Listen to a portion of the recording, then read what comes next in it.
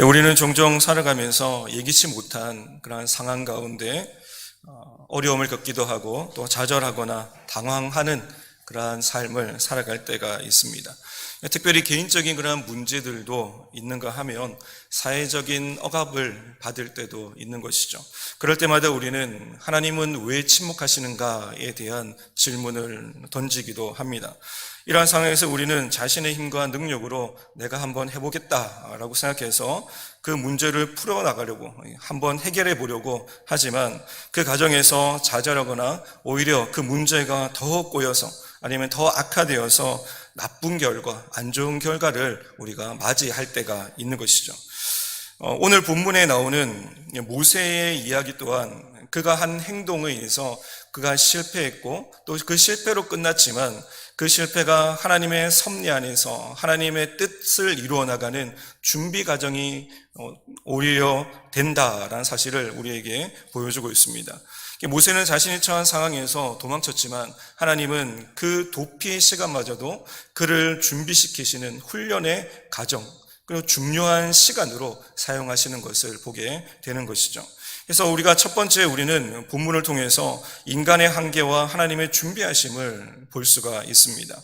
11절과 12절 말씀에 보시면 모세가 장성한 후에 한 번은 자기 형제들에게 나가서 그들을 고되게 노동하는 것을 보더니 어떤 애굽 사람이 한 히브리 사람 곧 자기 형제를 치는 것을 본지라 좌우를 살펴 사람이 없음을 보고 그 애굽 사람을 쳐 죽여 모래 속에 감추니라 라고 말씀합니다. 우리는 모세가 애굽 왕자로서의 삶을 살아가고 또 애굽 왕자로서의 그러한 모든 교육과 또 왕자로서의 필요한 것들을 다 습득하고 살아가는 그러한 상황이었지만 그럼에도 불구하고 히브리인 이스라엘 백성이라는 사실들의 그 정체성을 잊지 않고 있다라는 것을 말씀을 통해서 볼 수가 있습니다. 그가 비록 애굽의 왕궁에서 살았고 또 성장했고 교육을 받았지만 그의 마음속에는 여전히 나는 히브리인이야, 나는 하나님의 백성이야 라고 하는 그러한 정체성이 있었다라는 것이죠. 그래서 이러한 정체성을 가지고 있음과 동시에 그는 고통당하는 자기 민족, 자기 백성을 보면서 애착을 가지게 되고 때로는 연민을 가지게 된 것입니다. 모세는 애굽 사람들에게서 받을 수 있는 특권, 권위를 다 누렸지만 동시에 히브리인으로서의 그러한 삶에서 고통당하고 있는 그들의 백성을 봤을 때 이 두 삶의 갈등이 아마 심하게 이루어지고 있었을 것입니다. 애굽인으로서의 억압당하는 동포를 보면서 자기는 잘 살고 있는데, 자기는 잘 먹고 있는데, 자기의 백성은 고통당하고 있는, 종살이하고 있는 그러한 상황을 봤을 때 이 모세는 어떻게 하면 자기 민족을 구원해낼까? 어떻게 하면 자기 민족을 애굽에 종살이하던 그때에서 학대당하는 그 모든 상황 가운데서 건져낼까라고 하는 고민도 아마 있었을 것입니다. 이러한 갈등을 하는 가운데 어느 날 히브리인이 애굽 사람에게 학대하는 장면을 목격하게 되고 모세는 엄청난 결단을 내리게 되는 것이죠. 모세는 자신의 동포가 애굽 사람에게 학대당하는 모습을 보았을 때 그냥 넘기지 못했습니다. 너무도 화가 나서 자기 백성이 맞는 것을 보고 그를 구하기 위해서 애굽 사람을 쳐 죽였다라고 기록하고 있습니다. 그러나 이 결정은 이 모세가 깊이 생각한 부분이나 아니면은 뭔가 대단한 계획을 짜서 한 행동이라기보다는 충동적인 행동이었다라는 것을 말씀을 통해서 우리가 알 수가 있습니다. 모세는 자신이 히브리인의 고통당하고 있는 것을 봤을 때 선뜻 나서서 내가 이 일을 해결해야 되겠다라고 생각을 했지만 막상 이 일들을 저지르고 난 이후에는 그가 하나님 편에 봤을 때 이것이 하나님의 계획과 하나님의 뜻과 하나님의 때에 이루어지지 않았다라는 것을 우리에게 보여주고 있는 것이죠. 그저 인간적인 정의감, 인간적인 감정, 인간적인 열정을 따라서 애굽 사람을 쳐 죽이는 장면이 나온 것이죠. 성경은 그가 주변을 둘러보며 아무도 없는 것을 확인한 이후에 애굽인을 쳐 죽였다라고 기록하고 있습니다. 여기서 사용되는 쳐 죽였다라고 하는 이 낙하라는 이 말은 사람을 타격해서 사람을 목숨을 잃을 정도로 사람을 구타해서 폭력적인 행위를 저질러서 사람을 죽였다라고 이야기를 하는 것이죠. 사람을 얼마나 많이 때려야지 사람이 죽는가에 대한 부분들을 우리는 생각해 볼 필요가 있는 것입니다. 그만큼 모세는 의분이 있었고 또 감정이 북받쳐 올랐고 또 그의 감정에 따라서 사람을 폭력적으로 주먹을 때려서 죽일 정도로 그렇게 엄청난 일들을 저지르게 된 것이죠. 그리고 모세는 주변을 다시 한 번 더 둘러봤을 것입니다. 그리고 아무도 없는 그러한 상황을 확인한 이후에 죽은 사람, 애굽 사람의 시체를 모래 속에 감추었다라고 이야기를 합니다. 그러나 이 모세의 그런 행동은 내가 뭔가를 했다, 내가 나의 동포를 위해서 그들을 건져냈다, 구해냈다, 내가 뭔가 해냈다라는 그러한 문제가 완전히 해결된 것이 아니라 오히려 모세 자신의 생명까지 위협받는 큰 문제로 발전하는 것을 보게 됩니다. 오늘 본 말씀 13절과 14절 말씀 보시면 다음날 또다시 히브리인들이 싸우는 것을 본 모세는 그들을 싸우는 것을 말리기 위해서 중재하려고 했는데 그들은 모세가 전날 애굽인을 쳐 죽인 그런 사건들을 다 알고 있었기 때문에 모세는 자기가 했던 아무도 모를 거야 라고 생각했던 그 일들이 비밀로 지켜져야 되는데 비밀로 지켜지지 않는 그러한 상황에 노출되었기 때문에 애굽에서 못 살겠구나, 애굽을 도망가야 되겠다라고 생각해서 도망가는 것을 선택하는 것이죠. 모세는 애굽 사람들을 죽인 사건은 그가 자신의 힘으로 정의를 실현하고 또 자기 민족을 구원하고 싶은 그런 강한 열망, 강한 갈망에서 이루어진 사건인데 이러한 사건을 가리켜서 사도행전의 스데반 집사는 이렇게 설교를 했습니다. 사도행전 7장 32절부터 말씀해 보시면 나이가 40이 되매 그 형제 이스라엘 자손을 돌볼 생각이 나더니 한 사람이 원통한 일 당함을 보고 보호하여 압제받는 자를 위하여 원수를 갚아 애굽 사람을 쳐 죽이니라. 그는 그의 형제들이 하나님께서 자기의 손을 통하여 구원해 주시는 것을 깨달으리라고 생각하였으나 그들이 깨닫지 못하였더라라고 말씀합니다. 어떻게 보면 하나님 편에서 하나님의 일을 대리한 자의 모습처럼 보이지만 이것은 결코 하나님의 뜻과 또 하나님의 계획과는 무관하게 자기의 충동적인 그런 행동에서 나온 것이라는 사실들을 우리에게 보여주고 있습니다. 모세의 편에서 봤을 때에는 모든 것이 다 정당한 행동이었고 정의로운 행동이었고 의로운 행동이었죠. 그는 자신의 민족이 애굽인으로부터 억압당하는 그런 상황에서 도무지 그냥 내버려 둘 수 없었기 때문에 내버려 두면 죽을 것 같아서 이 일들을 했지만 그 자기가 생각한 그런 방향대로, 자기가 행동한 그런 방향대로 이 상황이 흘러가지 않는 것을 모세는 아마 경험했을 것입니다.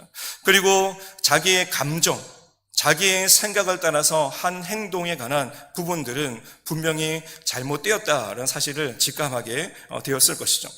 그러니까 우리의 삶도 마찬가지입니다. 우리가 아무리 내 생각과 내 감정이 지금이 하나님의 뜻이야, 지금이 하나님께서 내게 주신 기회야 라고 생각하는 그 순간, 이 시그널이라고 그러는데 조짐의 신호를 보인다 할지라도 우리는 하나님께 다시 나아가서 기도하며 하나님의 뜻입니까? 하나님의 때입니까? 를 우리는 물어야 한다라는 것이죠. 모세는 이것 없이 이것이 이 기회가, 이 시그널이 지금 압제당하는 이 상황이 하나님께서 나를 통해서 자기 민족을 구원하시고자 하시는 하나의 조짐이고 신호라는 사실들을 그냥 자기 스스로 그냥 알고 이 일들을 했다라는 것이죠. 전혀 하나님 편에서 하나님의 계획하심 속에서 이루어진 것이 아니라는 것입니다. 자기의 감정에서 이루어진 것이고 또 자기의 생각에서 이루어진 것입니다. 한번 따라합시다. 내 생각과 감정의 시그널에 속지 맙시다. 다시 한번 더. 내 생각과 감정의 시그널에 속지 맙시다. 이러한 모세의 행동을 통해서 우리는 인간의 한계와 하나님의 준비하심을 한 번 더 생각해 볼 수가 있습니다.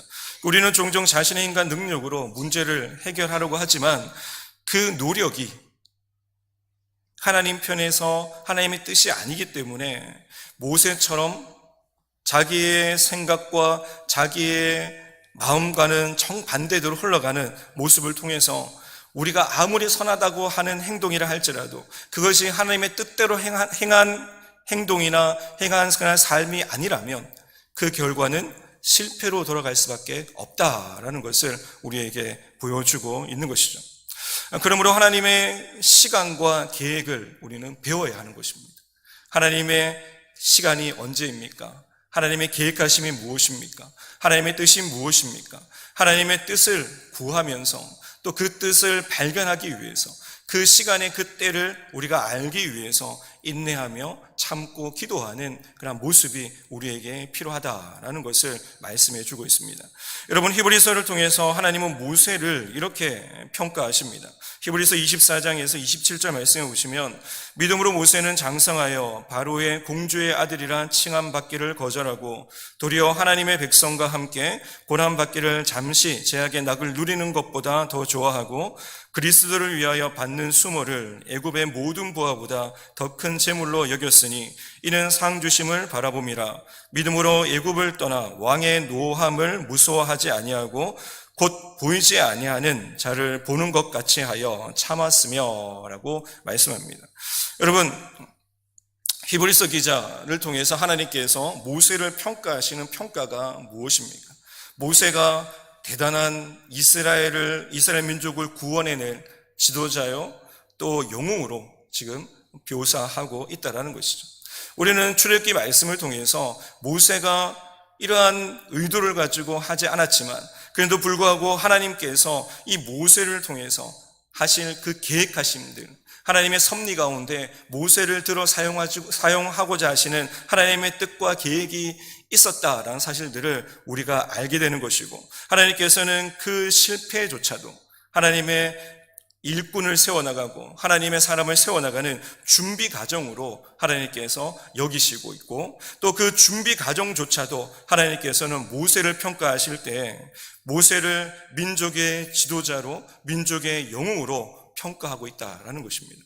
우리 또한 하나님의 계획 속에서 우리가 어렵고 힘든 가운데 있다 할지라도 그 상황이 닥쳤을 때 내가 하나님의 계획하심이 있고 내가 하나님의 뜻 가운데 하나님께서 나를 이끌어 가시는 하나님의 섭리 가운데 있다라는 사실들을 잊지 않고 우리가 믿음으로 나아간다면, 믿음으로 순종하며 나아간다면 하나님께서 모세를 지도자요 민족의 영웅으로 세워나가신 것처럼 우리 또한 그 모든 실패의 과정과 어려움과 고난의 과정 속에서도 그 모든 상황까지도 하나님께서는 우리를 훈련시키시는 과정으로 여기시고 우리를 믿음의 영웅으로 세워나가시는 분이심을 여러분 믿으시기 바랍니다.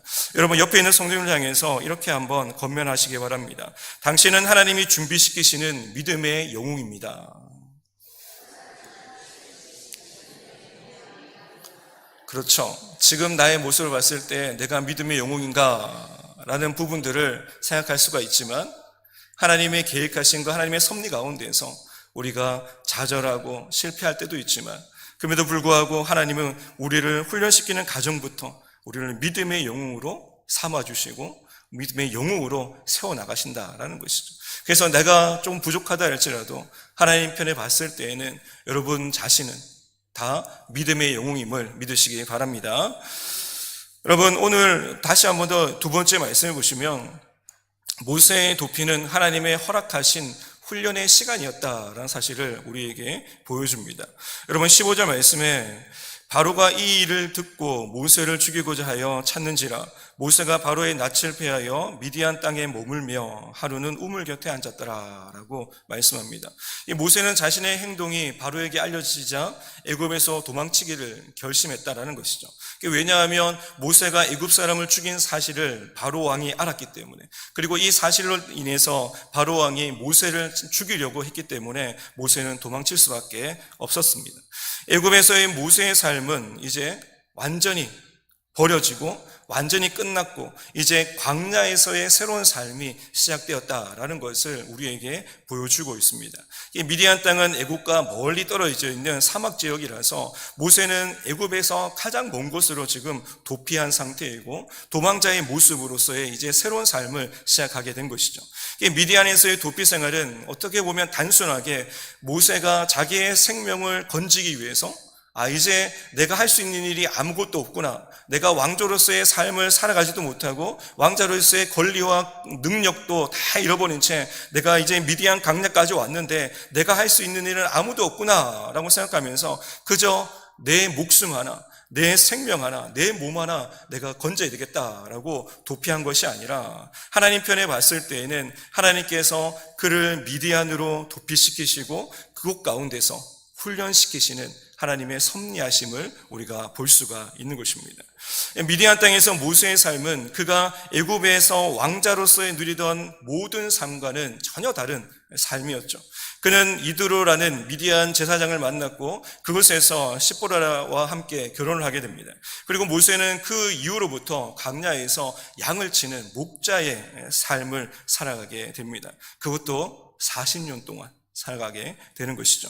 이 시기는 모세가 왕궁에서 화려한 그런 모든 화려한 것들을 다 내려놓고 겸손과 인내를 배우는 시간이었다라는 사실을 성경은 이야기합니다.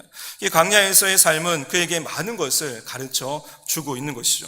그런 광야에서 고독과 어려움을 통해 하나님의 섭리와 인도하심을 체험하기 시작했고 하나님께서 그를 통해서 무엇을 하실지 하나님께서 모세를 통해서 이루고자 하시는 계획하심이 무엇인지에 대한 그 깨달음을 얻는 기간, 얻는 곳이 바로 미디안 광야이고 40년 동안 세월이었다라는 것입니다. 모세는 미디안에서 40년 동안 양을 치며 살았습니다. 하나님은 이 시간을 통해서 모세를 훈련하고 계셨다라는 것이죠. 모세가 그냥 시간만 허비한 것이 아닙니다. 모세가 그냥 아무것도 없는 상황에서 모든 것을 다 잃어버린 폐인과 같은 삶을 살았던 40년이 아니라는 것이죠. 하나님 편에 봤을 때는 모세는 훈련하시는 하나님의 훈련 학교에 지금 들어와 있는 것입니다. 모세는 광야에서 생활을 하는 가운데 이스라엘 백성들이 이끌 준비를 하고 있었다라는 것이죠. 애굽의 왕조로서의 삶에 배울 수 없었던 겸손함, 그리고 인내함, 한순간의 충동으로 인해서 살인을 저질렀던 그 모든 것들을 이제는 다 내려놓고 인내하는 겸손한, 온유한 이 모세의 삶의 모습이 이제 그의 성품이 바뀌어 나가는 것을, 깎여 나가는 것을 보게 됩니다. 그리고 하나님께 의지하는 법을 배우게 되는 것이죠. 이는 나중에 그가 이스라엘 백성들을 이끌고 광야를 통과하는 그 상황의 모든 삶에서 꼭 필요한 성품이었고 자질이었다는 사실을 우리는 알아야 합니다. 우리의 삶 속에서도 도망가고 싶은 순간들이 있죠. 힘들 때, 어려울 때 좀 내려놓자, 피하고 싶다, 도망가고 싶다라고 하는 그러한 순간들이 찾아옵니다. 때로는 실패나 실수를 통해서 또 예기치 않은 어려움을 통해서 도피한 적도 아마 여러분 가운데는 있을 것입니다. 그때 우리는 그 시간을 낙담하거나 패배의 삶으로 여기면서 그냥 무너져 있으면 안 된다라는 것입니다. 믿음의 사람은 하나님께서 우리를 준비시키시고 훈련시키시는 중요한 시간에 우리는 하나님의 손에 있다는 사실들을 잊지 말아야 한다는 것이죠. 여러분 힘듭니까? 어렵습니까? 고난 가운데 있습니까? 여러분의 삶이 하나님의 주권 가운데, 하나님의 섭리 가운데, 하나님의 능력의 손 안에 붙잡혀 있음을 여러분 믿으시기 바랍니다. 그리고 그 시간을 그냥 허비되는 시간이 아니라 하나님께서 놀랍도록 은혜 주시는 하나님의 훈련하는 광야 학교라는 사실들을 우리가 알고 믿음으로 광야 학교를 우등생으로 졸업할 수 있는 성도님들이 다 되시기 바랍니다. 그리고 세 번째, 하나님의 완벽한 때를 우리는 기다려야 합니다. 출애굽기 오늘 2장 23절에서 24, 25절 말씀해 보시면 여러 해 후에 애굽 왕은 죽었고 이스라엘 자손은 고된 노동으로 말미암아 탄식하며 부르짖으니 그 고된 노동으로 말미암아 부르짖는 소리가 하나님께 상달된지라. 하나님이 그들의 고통 소리를 들으시고 하나님이 아브라함과 이삭과 야곱에게 세운 그의 언약을 기억하사 하나님이 이스라엘 자손을 돌보셨고 하나님이 그들을 기억하셨더라. 하나님이 이스라엘 백성들의 부르짖음, 그 고통을 보시고 그 소리를 들으시고 하나님께서 하나님 아브라함과 야곱과 이삭과 맺었던 그 언약을 기억하셨다라고 말씀합니다. 그 언약이 무엇입니까? 하늘의 별과 같이 바다의 모래와 같이 내가 너로 하여금 큰 민족을 이루고 내가 너로 하여금 복의 근원이 되게 하겠다, 복의 민족이 되게 하겠다라고 하는 그 약속의 말씀을 하나님께서 기억하고 계셨다라는 것이죠. 오늘 본문 말씀에 이스라엘 백성들은 애굽에서 극심한 고통을 당했습니다. 그들은 하나님께 또 간절히 부르짖었고 그 부르짖음을 하나님께서 들으셨다라고 말씀하고 있고, 또 그 부르짖음을 들으심과 동시에 그냥 내버려 두시는 것이 아니라 그래 네가 너희들이 회개해야지 내가 너희를 건져줄 것이 아니냐라고 그렇게 하나님께서 그냥 내버려 두신 것이 아니라 하나님은 이미 이스라엘 백성들을 건져내시기 위해서, 이스라엘 백성들을 구원해내시기 위해서 구원의 계획을 이루시고 계신다라는 것을 우리에게 보여주고 있죠. 그러나 이 구원의 시간은 우리가 잘 알고 있듯이 곧바로 이루어지지 않았다라는 것입니다. 하나님은 그들을 구원하시기 위해서 준비하셨고 계획하셨고 지금도 진행하고 계시지만, 하지만 그 모든 시간 앞에서 이스라엘 백성들이 당장 이 고난이 없어졌으면 좋겠습니다. 당장 이 고난의 순간에서 벗어나고 싶습니다. 애굽의 그러한 종살이에서 하나님 우리를 건져내 주시옵소서, 지금 당장입니다. 당장 이 시간 나를 건져내 주시옵소서라고 기도를 했겠지만 하나님의 시간은 지금 당장이 아니었다라는 것이죠. 하나님은 이스라엘 백성들이 고통하고 있고 하나님 앞에 부르짖는 그 순간에 하나님 이스라엘 백성들을 구원하시기 위해서 미디안 강야에서 누구를 준비하시고 계시죠? 모세를 준비하고 계셨다라는 것이죠. 하나님의 시간과 이스라엘 백성들의 시간은 전혀 다르게 흘러가고 있다라는 것을 우리에게 보여주고 있습니다. 40년의 그러한 광야 생활 가운데 모세가 훈련하는 기간이 다 끝난 이후에 하나님께서는 모세를 부르시죠. 그때 내가 너를 이스라엘을 구원할 민족의 지도자로 삼을 것이다 라고 말씀하시면서 모세를 애굽으로 보내시는 것을 보게 되는 것입니다. 사랑하는 성도 여러분, 모세 역시 이스라엘을 구원할 준비가 나는 되었어, 나는 왕자로서 권력도 있고 지식도 있고 힘도 있어 라고 생각되는 그때 하나님께서는 모세를 사용하지 않으셨다라는 것입니다. 하나님은 이스라엘 백성들을 구원하시기 위해서 모세를 준비시키시는데요, 오랜 기간 동안 모세가 훈련을 마칠 때까지 준비하고 계시고 있다라는 것이죠.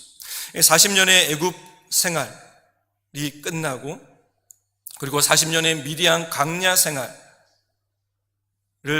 겪는 모든 순간에는 결코 그 40년이라는 것이 40년, 80년인데 그 80년의 시간이 결코 짧은 시간이 아니라는 것입니다. 하나님은 당신의 완벽한 시간의 때까지 모세를 기다리고 계셨고 모세를 훈련시키시고 계시고 모세를 민족의 지도자로, 민족의 영웅으로, 믿음의 사람으로 세워나가고 계신다라는 것이죠. 사랑하는 성도 여러분, 이것은 오늘날 우리에게도 적용되는 말씀이라는 것입니다. 하나님은 여러분을 오래 기다리고 계시고 오래 참으시고 지금도 훈련시켜 나가고 있다라는 것입니다.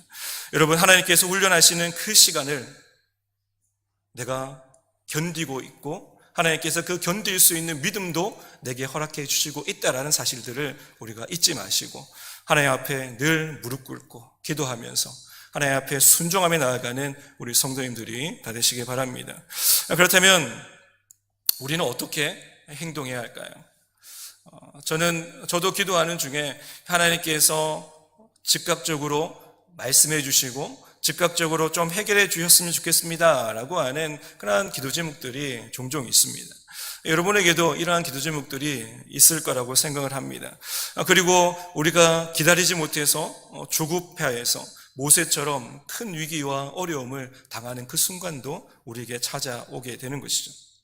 하나님의 때를 기다리며 기도한다라는 것, 그 때를 참고 인내하며 기다린다라는 것은 결코 쉬운 일이 아니라는 것이죠. 어려운 일입니다. 목사인 저도 어려운 일입니다.